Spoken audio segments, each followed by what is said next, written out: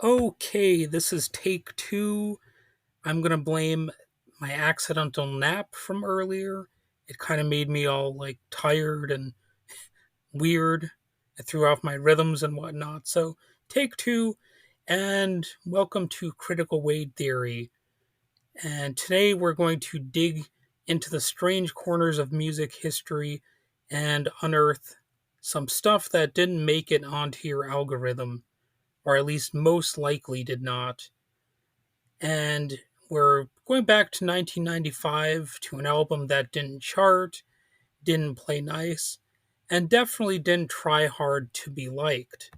So we're talking about Trenchmouth versus The Light of the Sun, the third album from the Chicago based band Trenchmouth. And yeah, that's Fred Armisen's old band, from Saturday Night Live. But if you came here for comedy, you're in the wrong room. This band was meaner than that in their sound, in a way. There's a lot of distorted guitars and frenetic energy. It's definitely not a humorous album overall. I think you're going to find that to be the case if you put this on. It's possible that there is some humor buried in the song somewhere, but for the most part, it just seemed like it was about raw expression, and it wasn't trying to be funny. It wasn't trying to be this. It wasn't trying to be that. Trenchmouth came out of the late 80s Chicago punk scene, a place where weirdness thrived. They formed in 1988, led by vocalist Damon Locks. I almost said Damien. I must have been thinking of you know the child from the Omen. But anyway, Damon Locks was the vocalist. He also had Fred Armisen on drums, Christy Zutter on guitar, and Wayne Montana on bass. Their sound, if you want to think about it, sounds sort of like post punk with a grudge, a mix of punk rock, jazz, ska, no wave, and maybe even a little bit of krautrock if you look for it. It's a little bit difficult to pinpoint these things about genres. It's the kind of music that doesn't ask for your attention, it just grabs it, then smacks it around a bit. And if you zoom in on the album Trenchmouth versus The Light of the Sun, it was released in 94 or 95, depending on where you're looking. I've seen information that suggests one or the other. It's similar to when movies are released. Sometimes you get that information lost in the fog somehow. But the main point is that it built on the band's earlier work. Their previous albums were Construction of New Action in 91, Inside the Future in 93, and it was a sharper, more jagged, and more restless sounding album than their other ones, from what I understand. I actually don't think I listened to their previous albums, at least not the full albums, but I've heard individual songs from them, and I've been led to believe that this one sounds different overall compared to those ones. The band was trying to break punk open and see what was left inside, I suppose, is one way you could say it. The tracks swing between fast, aggressive bursts of sound and rhythmically complex detours. The energy is raw. Damon Locks doesn't sing so much as shouts his way through the chaos. He's like a post apocalyptic preacher in a way, that he has that kind of vibe with his vocals.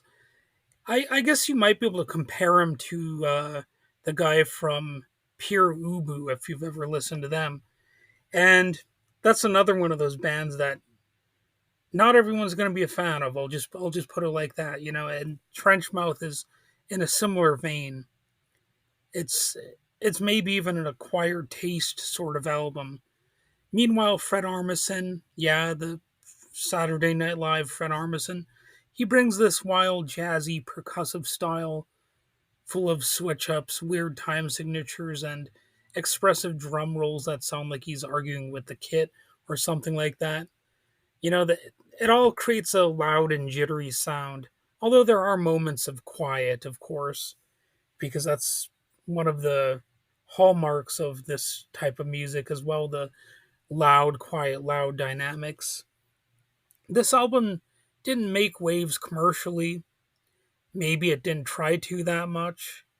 But I guess one of the reasons that the band did break up is that they weren't as successful as they wanted to be. So I guess there's a little bit of that debate between, you know, how much success do you want versus do you want zero success? Because, one of the main points of being an artist is you do want an audience, but at what cost? I guess that's the question. How much of your raw appeal do you lose if you're eventually catering to the desires of an audience? That's really one of the questions that every creative person has to deal with. And I don't think there's a perfect answer to that either. The album I can't say was the opposite of formulaic, maybe experimental to a fault, and that's why it wasn't nearly as big of a band as it could have been. Some critics called bands like this art punk or worse sellouts for moving away from punk orthodoxy, but Trenchmouth didn't follow punk rules or anyone else's. That was kind of the point. And over time, the forward-thinking approach, I would say it's aged well in a sense. If nothing else, you can listen to this album and say they were trying to be, themselves. You can hear echoes of what they were doing in later post-punk revival bands and indie music that embraced complexity instead of hiding from it. And I'm sure that some bands out there did listen to this one, even though they weren't, you know, a huge household name sort of band. I almost said household, like I'm Walter Matthau all of a sudden over here. But anyway, let's talk about the Fred Armisen factor a little bit. Before Saturday Night Live, before Portlandia, before any of that, he was just a drummer trying to figure out how to get on TV. He once said, I didn't know it would be comedy and Saturday Night Live.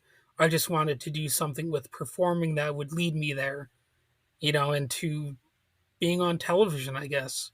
So I appreciate that honesty, coming from a music scene that was sort of spitting venom at people who wanted fame and to be on TV.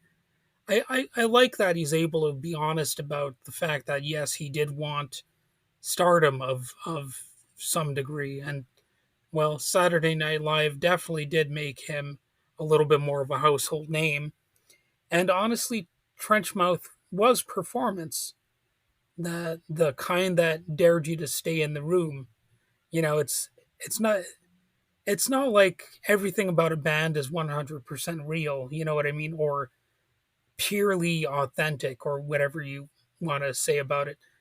Totally raw and, totally unschooled. That's not really something that I would say is easily found in the arts. So I mean the debate about whether somebody's selling out or not, it's a little bit silly because at the end of the day everybody is doing some sort of performance. Even if you're, trying to look like a rebel, you're still putting on an act of some kind. So I mean there's always going to be critics coming from one angle or another.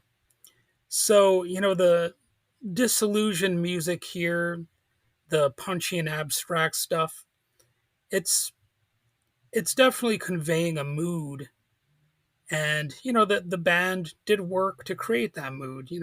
I hate to burst your bubbles out there, but being a musician, there is a little bit of preconception involved. It's never going to be totally 100% raw, and if it is, well, then it'll probably end up falling apart and it might not go anywhere. I mean, that's one of the contradictions of, you know the the whole I guess, entertainment industry, because that's ultimately what it is to some degree. Art does have a power of its own, but when it comes down to it, you're always having an audience, and that's where the entertainment industry part of it comes in. Because in order to reach a certain level of recognition, you have to have if you're an abstract band, or whatever you want to call it, well, you still need to be able to market that abstraction, I guess. And I guess a quirky fact is that all art is actually abstract if you really think about it. And, that's one of the ironies of the whole thing. You can try to create different lanes for yourself and for others, but at the end of the day, it's all a bunch of bullshit if you actually really think about it. We're just all doing things before we kick the bucket. And that could be called a sort of depressing thought, but I don't know. It's just the way it is. So after Light of the Sun, the band released the broadcasting system in '96, and that was basically it. But their legacy stuck around in underground music circles, and today you can stream the whole catalog on YouTube. I'm not sure if that's due to a reissue deal or something like that, or if it's something you might stumble upon illegally or something. But the albums are available to be heard if you're looking for them, or you might stumble into them. It's not easy listening, but it's not supposed to be. It's jagged, urgent, and unpredictable, like the best parts of post punk should be.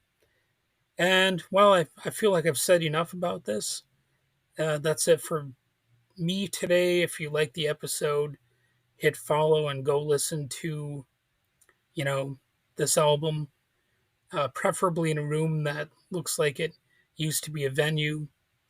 And I'll catch you next time, whenever that is.